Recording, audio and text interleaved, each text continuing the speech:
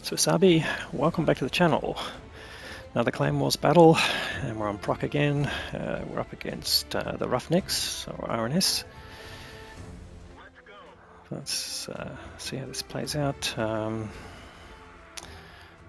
now we're playing on the other side now, and I've got a different tactic here. So I'm going to the middle, just roughly near the railway line. That would allow us to cover any tanks pushing up. EBR is going to scout down the railway line just to check if anyone's pushing up on that side, and we're sending mediums to the hill who would be able to shoot down on the area down here. Now I'm going to try and stay hidden here. Manticore's moving up to the middle on the 2 line. Superconk's going to protect the pole from being pushed into, or at least do some damage there, and we've got heavy tanks at the back right in that corner now, just outside my render range, so they're not showing there, but basically where the dot is pointing, there's a bit of low ground there that they can get hulled down in, and that's really in case the enemy pushes down the 1-2 line in a hurry. Now I haven't played this clan before, so not really sure what their tactics will be like, but the callers will know a bit. Now interestingly, the Super Conqueror there got spotted from the guys on the hill, and they managed to put a shot on him, and here comes the enemy EBR. Now I'm staying well back here to basically be below the ridge line, not likely to get spotted, at least certainly not straight away, or not until the caller would like it to. My role is to basically cover the Manticore and shoot across the map if anyone's coming down that side, and also to keep these guys straight. Now, did I get spotted there? No, didn't, so that's good. So it looked like the EBR came close, but he was actually below the level of the ridge line there, so, and I'm low enough that it didn't matter. But this Super Conk here is the target, and takes another hit there. Not sure what actually shot him there. 174, not a very big round, so not one of the Manticore or the Super Conk. Bit unclear there, unless it might have been the EBR 105. You can see the enemy EBR right down in the corner there, and he's crossed over, so it's going to be a bit of a brawl there with the CS63, and looks like our EBR is going to go down there and assist, and if they can get rid of that EBR. So putting some hits into him, the CS will take some damage there, but I think with 2 guns there they'll likely get him, and in fact there he goes. Alright, so that gets rid of what we think might be their only light tank, although we've got 2 in the game. You can see we've got the Manticore and the EBR. This is a map where you do need light tanks to give you the vision, so you can spot and basically, take long range shots, etc. But the issue we've still got is we only know where one tank is now, which is the Super Conk, and he may not be there anymore. He may have gone back down the corner. In fact, there he is, been proxy spotted by the CS, and looks like Bunsey might be in a bit of trouble. Yeah, it looks like the Super Conk's maybe putting over. So I put a shot into him, and unfortunately it goes into his tracks, so and that does get me spotted.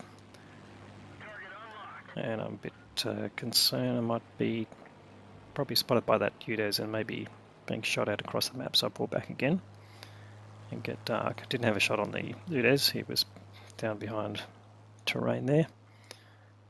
And now we've lost sight because the Super Conk was being spotted by Bunsey in the CS63.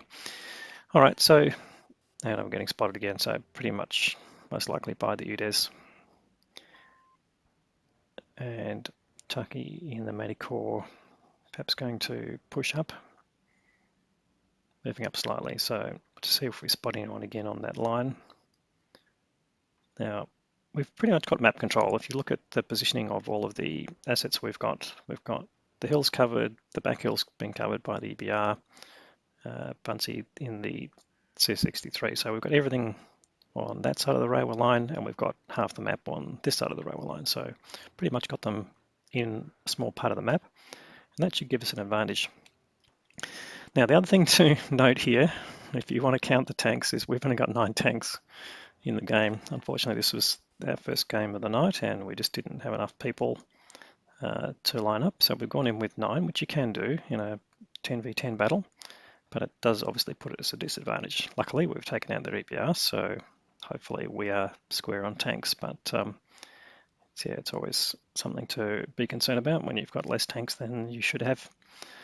But yeah, we'll see how this pans out. Anyway, keeping the other CS on the hill just in case they do push up through the middle. And my role is to try and slow them down if they do, and let the other tanks come across. So we've got that Chiefs in reserve. You can see they've pushed up a bit further now, so they are in render range. So they're at the back. And we're just ticking the time down. We're sort of waiting for the enemy to make a move. If we move too early, obviously that's risk as well.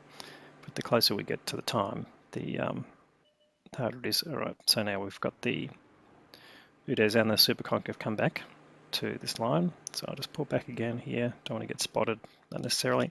Here we go. Medicor's now spotted. They've moved some heavy tanks up into the area just before the bowl.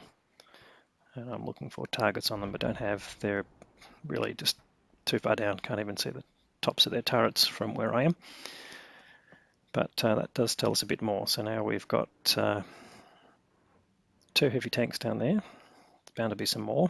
And we've got the Superconch and the Udes on this side. That's as much as we know. They've started taking some damage there. So now this is not necessarily a good thing for the enemy. The issue with that area, of course, although it's protected from where I am, is that you can shoot down on it from the hill, and that hill on the other side of the road, and really they've got no protection. So anyone who comes over with a gun with good gun depression, or a tank with good gun depression, will be able to get shots in without exposing too much of their own tank, and that puts them at a disadvantage. So we'll see how that pans out later in the game. All right, so 8 minutes to go now. The EBR's still spotting. I'm coming up, still trying to look for targets on that side. They're definitely not pushing down the 1-2 line as we thought they might have earlier in the game. So now it's just a matter of trying to make a move and get to a time when we can. So let's just soak up a bit more time here. All right, they've got more heavy tanks there now. We've got 2 chieftains in that area and an Object 277. And some damage taken from an unknown tank, so not sure whether that's artillery. I don't think it is though. There was no artillery shell type issues. Not sure what that black cloud on the map is there. That might just be an artifact of the spotting. Let's zoom out. No, it's still there. That's a very odd thing. Not sure if that's part of the game or not, or just a graphics issue. All right, so our move is starting. So I'm moving across here. I'm going to come across into the middle part, and we're starting to marshal our tanks for a push over into where the enemy tanks are in that bowl. So this is one thing that you can do. We know that their tanks are split. The Udes and the Superconch are on one side of the map, and they've got their other heavies in the bowl here. So now I've stopped at this point here. I'm going to show my face potentially in this area here to make them not think that I'm moving, or make them think that I'm not moving, I should say, while we get our tanks up. But so far I haven't even been spotted yet, so they're all keeping their heads down.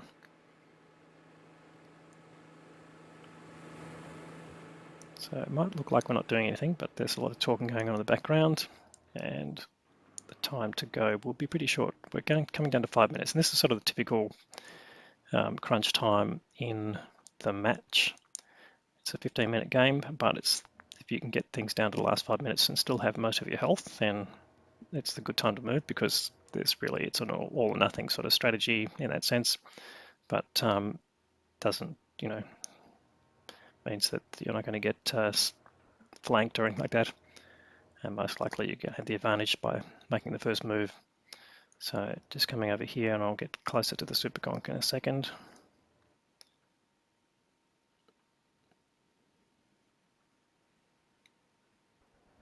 Just waiting for the call.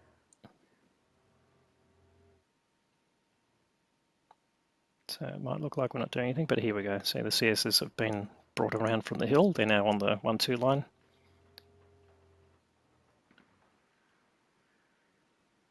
And the EBR is going to come up and do a bit of a suicide run, to be honest. I'm going to keep the Matty core hidden. EBR will go up and light anything on the 1-2 line.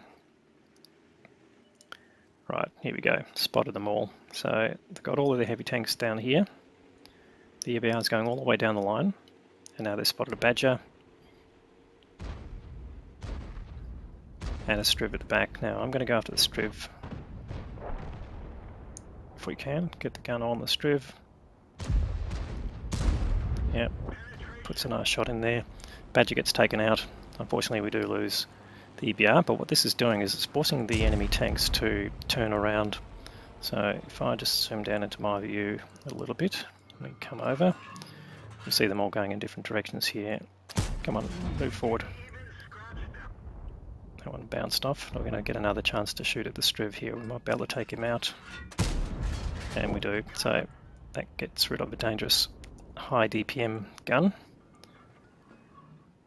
And trying to get a better view here. Now we're managing to put shots in. The Superconk does come up and take a shot at me, but he gets shot back at by our team up on the back side of the hill here, or all up here. And just making sure that we don't lose too many hit points too quickly. It's still 3 minutes to go. There's plenty of time here. Alright, here we go, showing you my view now. So you can, there's that chieftain is facing the other direction. So getting shots into him, and they're losing health really quickly. So we've now got everyone spotted. We've got a 3,000 hit point range. And there we go, low health chieftain taken out. And we're just here basically farming them.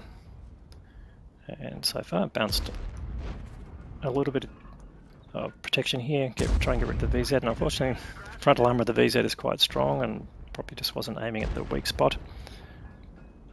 We're picking up some assisting damage here. And we've got a decent lead here now. So we've lost 3 tanks, but they've lost 6 of them all together. And we get rid of more here. Not quite, but they should be doing so. It's really just mopping up at this point. It's game over, and yeah, they've still got tanks facing different directions. And that VZ, I'm just having trouble penetrating that VZ. I'm probably just not finding the right weak spots. Finally get a shot land on him. We do take it from the UDES. He's popped up, but hopefully he won't last too long. And now we're just going to push in on this remaining chieftain. And I might not get a chance to do any more damage here. So he's gone, and the UDES is gone. So that is the end of the game. Alright, let's have a quick look at the results. So we've got a good spread of damage from our team. Long Light there did 4.3k. We've got 2 tanks doing over 3k, and all chieftains, which are probably no mistake there. CSs did at least around about 2k each, and the rest of them all did a reasonable contribution there. The enemy team, the highest output there was the UDES, and one of the chieftains getting just over 1.5k each, and the Striv doing just over 1k, and the rest of them, yeah, just not doing a whole lot. And that's really a result of their positioning down in that particular section. While they were protected, they didn't have any targets to shoot at either, so they couldn't really do a whole lot with their guns. So a bit unfortunate for them, but that's the tactical choices they made, which left the tankers themselves at a disadvantage. And there you go, 9 tanks on this side, 10 tanks on that side, and we managed to pull off the victory. So very happy with that result there. So what did it cost? Well, we fired 16 shots, 15 hits, so not too bad shooting, although a lot of that was fairly close. 8 penetrations. That's mea culpa there.